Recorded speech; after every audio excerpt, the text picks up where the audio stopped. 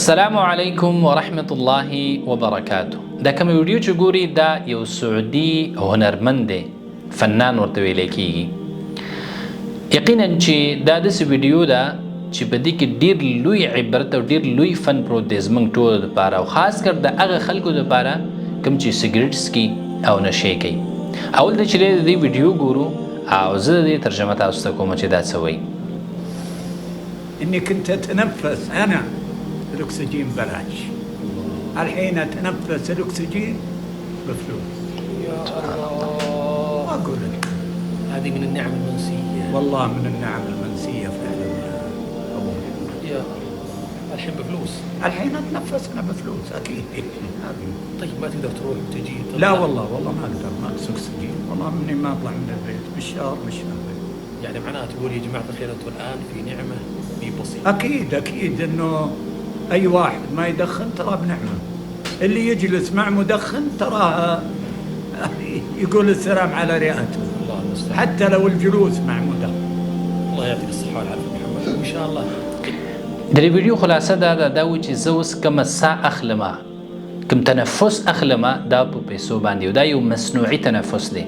او موږ او تاسو الله سبحانه وتعالی څومره لوی نعمت را کړی دی، فری تنفس، فری چې ساه اخلو، اکسیجن اخلو، چې په دې باندې موږ ژوندي یو، خو د دې نعمت قدر موږ سره نشته دی. دا وایي زه اوس په پیسو باندې ځان دپاره اکسیجن اخلم او خپل ژوند داسې تېرومه.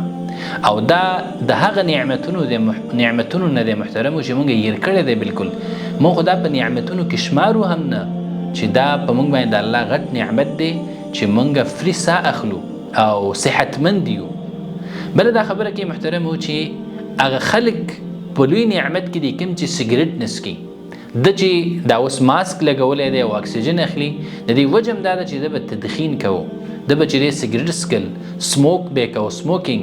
نو د هغې وجې نه چې دی دا اوس د هغه فری اکسیجن نه محروم دی او دا وایي زه د خپل کور نه په میاشتو باندې نه وځم، زه دا وس او طاقت نه لرم چې ځان سره د اکسیجن یې ګرځوم. نو میاشت بعد 2 میاشتې پس چې دی زه د کور نه وځم. نو وایي هغه خلکو سره مه کښېنئ کوم چې سګرټ څکي، پاتې لا سګرټ څکل شو. او هغه خلک په لویو نعمتونو کې دي څوک چې د دغه شیانو نه په امان دي.